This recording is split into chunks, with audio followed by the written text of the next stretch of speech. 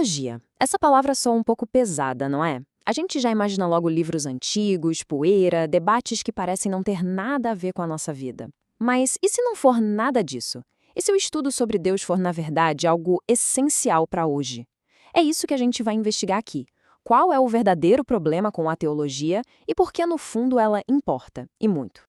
A pergunta que fica é exatamente essa. Afinal, a teologia é para ser um conhecimento vivo, pulsante, que faz a diferença na vida das pessoas, ou ela se transformou em algo intocável, um assunto só para acadêmicos, trancado em torres de marfim? A resposta, olha, pode ser bem surpreendente.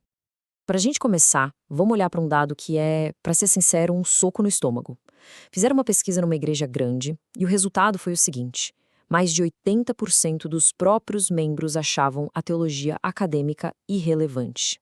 80%! E o pior vem agora.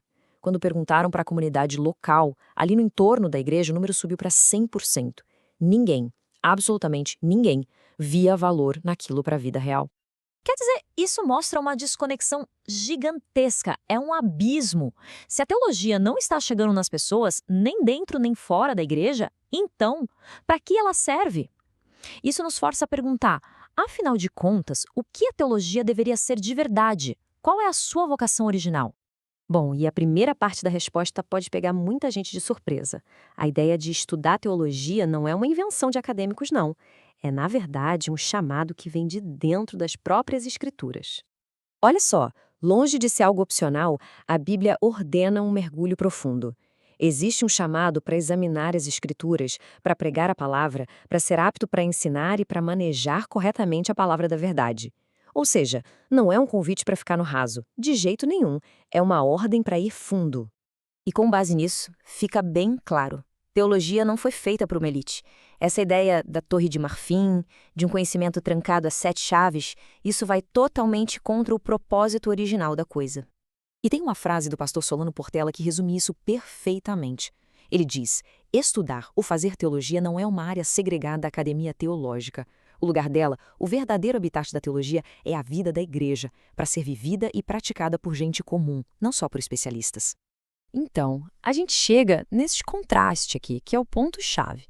De um lado, essa teologia acadêmica, que muitas vezes parece um monólogo entre intelectuais, sabe? Cheia de termos que ninguém entende. E do outro lado, a gente tem o que seria a teologia da igreja, feita para todo mundo, com uma linguagem simples, compreensível e, o mais importante, aplicada na vida real, no dia a dia. E agora nós vamos para o centro de tudo, o coração da questão, o ponto central de qualquer teologia que queira ter algum valor. Porque se ela perde isso aqui, ela perde absolutamente tudo. A afirmação pode parecer forte, mas é necessária. Qualquer teologia que perde o seu foco central se torna inútil, simples assim. Ela pode ser brilhante, discutir filosofia, história, citar pensadores famosos, mas se ela desvia do centro, ela vira um exercício vazio, perde a razão de existir. Vamos pensar um pouco na palavra evangelho. Todo mundo traduz como boas novas. Ok, mas boas novas sobre o quê? Ou melhor, sobre quem? Porque no fim das contas, numa análise mais profunda, o evangelho não é só uma mensagem sobre Cristo. O evangelho é o próprio Cristo. E isso leva a um conselho que é direto, reto, sem curvas. Fuja de uma igreja que não fala sobre Jesus. É isso. Se o nome de Cristo não é o centro absoluto de tudo que acontece ali, da pregação à música, passando pela comunhão, alguma coisa está muito, mas muito errada. E aqui, a gente precisa corrigir um erro muito comum. Muitas vezes, as pessoas saem da igreja sabendo tudo sobre a vida de Davi, de Moisés, dos heróis do Antigo Testamento, mas sabem muito pouco sobre Jesus. Só que o chamado da Bíblia nunca foi para sermos um novo Davi. O chamado é, claro, sermos imitadores de Cristo. Ok, então como é que essa teologia que é viva, que é centrada em Cristo, funciona na prática? Como ela sai do papel? Bom, ela se manifesta em 4 funções essenciais de uma igreja saudável. A primeira é a koinonia. É uma palavra grega que a gente traduz como comunhão, mas olha, não é só um cafezinho depois do culto, não. É muito mais. É uma vida compartilhada, uma responsabilidade de um pelo outro, uma herança que todos têm em comum. E a boa teologia que dá a base, o porquê dessa união tão profunda. Em segundo lugar, o querigma, ou a proclamação.